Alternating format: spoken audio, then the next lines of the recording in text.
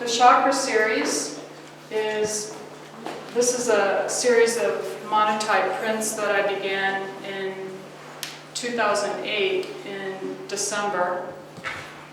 And I did these at the Blackburn printmaking studio, which is on the second floor here at the Elizabeth Foundation. Robert Blackburn was a very well-known printmaker, and he lived until, I think he passed away about 7 years ago. And this gallery is named after him. And he introduced me to printmaking in 1986.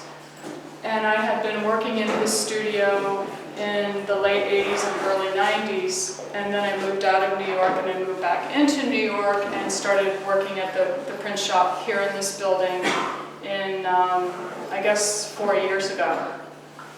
So in 2008, I started a yoga certification program, and each month we would study a certain chakra. And chakras are certain systems that are in each of our bodies, and there are 7 major chakras that are energy points that reside in our body, our physical body. So we would study a chakra, and at the end of that month that we studied the chakra, I would come to the print studio here and I would make 12 prints that were Amanda's interpretation of that particular chakra. So since there are 7 chakras and I did 12 prints each, what's 12 times 7? 90, 80, whatever 12 times 7 is, that's how many prints I made.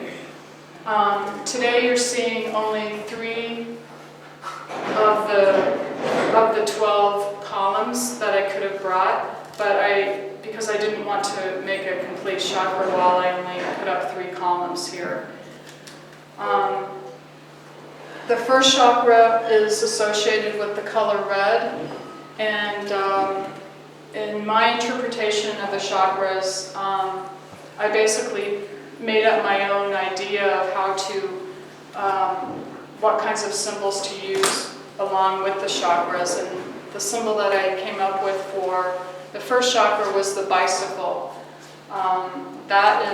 I felt like the first chakra is the chakra that's the most associated with gravity and the ground. And I thought that the bicycle would be a great image for that. The second one has to do with, that's Svadhisthana. That's basically things that you love and that you desire. And my own symbology is basically using a star shape here is a definition of my own thinking of what God is.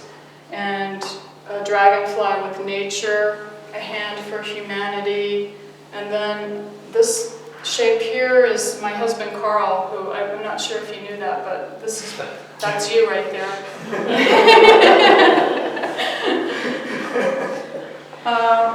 And then the third is Manipura, and this is the fire chakra. That's associated with the solar plexus. The fourth one is green, and that's the heart chakra. That's Anahata. And the fifth chakra is creative expression. It's associated with the throat.